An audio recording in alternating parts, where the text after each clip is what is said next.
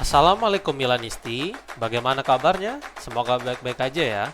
Kunjungi website kita di maksimalmilan.blogspot.com. Jangan lupa subscribe dan nyalakan lonceng notifikasi untuk terus mendapatkan berita terbaru seputar AC Milan, khusus Milanisti.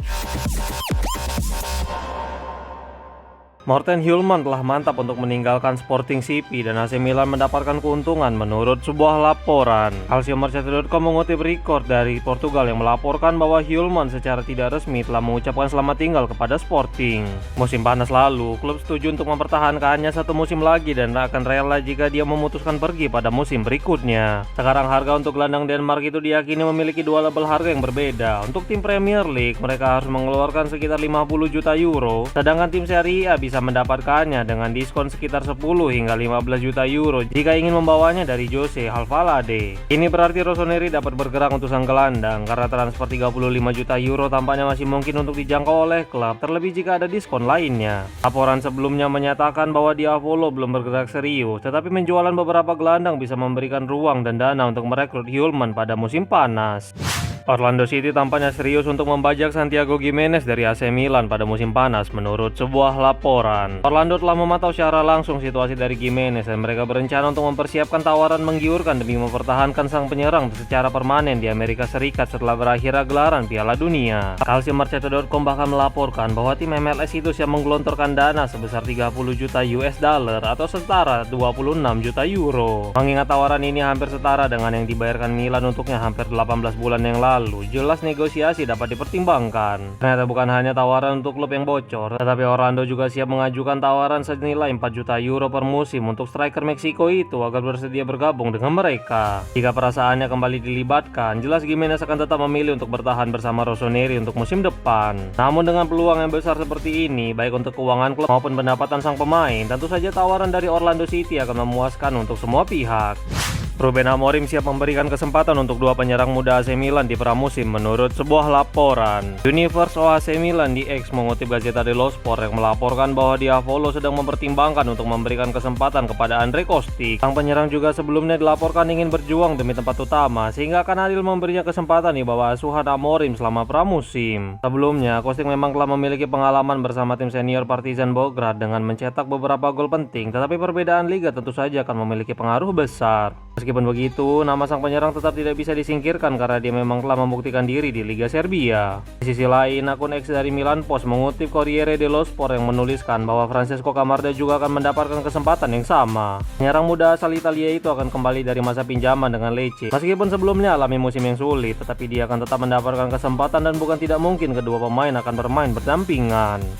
Gary Cardinale dan Paolo Scaroni berada di Roma tetapi tidak akan hadiri acara FIGC menurut sebuah laporan. Sebelumnya Scaroni telah dikonfirmasi akan menghadiri makan malam informal untuk membahas bos FIGC yang baru. Namun tampaknya keputusan Presiden AC Milan itu telah berubah karena Milan News yang mengutip Gazzetta dello Sport melapor bahwa tidak akan ada tanda-tanda kehadiran dari kubu Diavolo pada makan malam itu. Beberapa minggu lalu telah diadakan festival Serie A di mana eksekutif dari klub rival dilaporkan terkejut dengan apa yang terjadi di Casa Milan. Kemudian dengan tidak hadirnya perwakilan Milan pada acara ini, jelas akan menjadi kejutan lainnya dan berita menarik untuk awak media. Jelas kekacauan yang terjadi di Rossoneri dalam sebulan terakhir telah membuat banyak kekhawatiran mulai karena kosongnya manajemen hingga tidak jelasnya rencana musim panas. Mari kita tunggu apa yang akan sebenarnya dilakukan oleh Cardinale setelah eksodus para petinggi sebelumnya tanpa memiliki rencana alternatif yang matang. AC Milan bisa menggunakan konsultan eksternal karena belum menemukan head of football menurut sebuah laporan. Milan News melaporkan bahwa muncul gagasan tentang nama George Cardi yang terus meningkat, di mana super agen yang tidak benar-benar bukan merupakan agen atau perantara bagi Diavolo itu. Dia justru bisa mengisi peran penting di manajemen tim sebagai konsultan eksternal khusus. Dalam peran ini, dia akan bekerja dengan klub-klub tertentu untuk memfasilitasi transfer yang tampaknya rumit dan Cardi memiliki rekam jejak yang cukup baik. Sejauh ini dia telah membantu menyelesaikan kepindahan Victor Osimhen, Mauro Icardi dan Dries Mertens ke Galatasaray. Selain itu dia juga membawa Alvaro Morata dan Nicolo Zaniolo ke tim Istanbul itu. Sebagai pengganti direktur olahraga, Bobby Gardiner dan Jovan Kirovski dapat melangkah bersama untuk menjembatani kesenjangan saat ini demi membantu Ruben Amorim membangun timnya musim depan.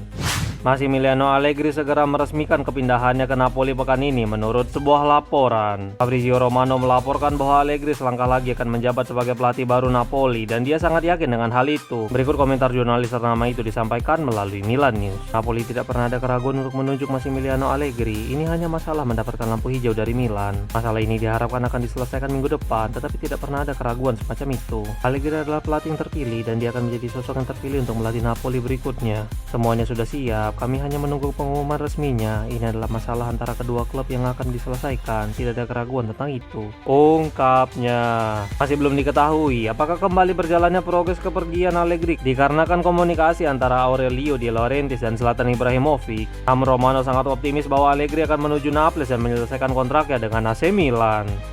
Niklas Füllkrug akan tetap berada di Serie A musim depan meskipun tidak ditebus AC Milan menurut sebuah laporan. Füllkrug mencetak gol pertamanya untuk Diavolo pada awal kedatangannya, di mana gol tersebut menjadi gol kemenangan atas Lecce di San Siro. Berapa kali dia juga mengirimkan umpan kunci dalam pertandingan, tetapi pada akhirnya Milan memutuskan untuk tidak mengaktifkan opsi pembelian penyerang asal Jerman itu. Gazzetta dello Sport melaporkan bahwa meskipun Füllkrug akan meninggalkan Milan setelah berakhirnya masa pinjaman, tetapi kemungkinan dia akan tetap berada di Serie A musim depan. Venezia yang baru dipromosikan telah menyatakan minatnya dan siap membuka pembicaraan dengan West Ham. Pemain berusia 33 tahun itu memiliki 2 tahun tersisa di dalam kontraknya bersama The Hammers, tetapi hampir dipastikan dia akan pergi dengan biaya transfer yang rendah. Sebelumnya, Rossoneri telah sepakat untuk meminjam Füllkrug dengan opsi pembelian sekitar 5 juta euro. Jadi Venezia tampaknya bisa mengajukan tawaran yang mendekati nominal tersebut untuk memboyong Füllkrug. Wait, sebelum lanjut ke berita selanjutnya, kalian jangan lupa ya guys, check out pakaian atau kebutuhan lebaran lainnya yang udah gua taruh di keranjang bawah ini.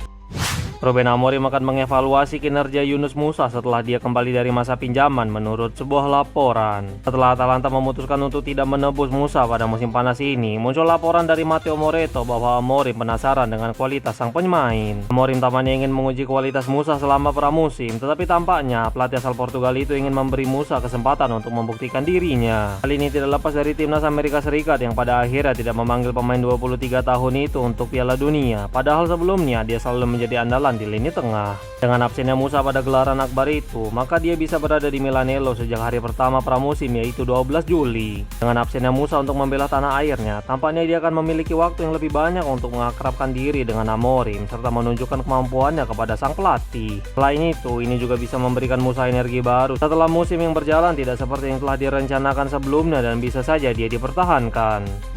Massimo Odo diperkirakan segera mengundurkan diri sebagai pelatih kepala Milan Futuro menurut sebuah laporan. Situasi rumit Milan tampaknya akan menjadi semakin rumit karena Odo tampaknya akan segera mengajukan pengunduran dirinya dari posisi pelatih kepala Milan Futuro. Musim lalu, tim asuhannya finish di posisi keempat Serie D, tetapi mereka kalah di babak playoff promosi melawan Chievo Verona. Milan News melaporkan bahwa surat pengunduran diri akan segera diserahkan oleh mantan bek kanan Diavolo itu pada awal Juli. Hal ini tidak lepas dari keinginannya untuk mencari tantangan baru. Keputusan ini mengakibatkan Rossoneri harus mencari penggantinya pada musim panas ini, dan ini akan menambahkan pekerjaan setelah masalah runyam di tim senior. Mengingat semuanya mulai kacau, Milan akan membutuhkan beberapa waktu untuk menunjukkan pelatih baru bagi tim muda mereka. Satu-satunya hal yang dapat membantu mempercepat prosesnya dengan mempertahankan Jovan Kirovski sebagai direktur olahraga Futuro agar keputusan dapat segera dibuat.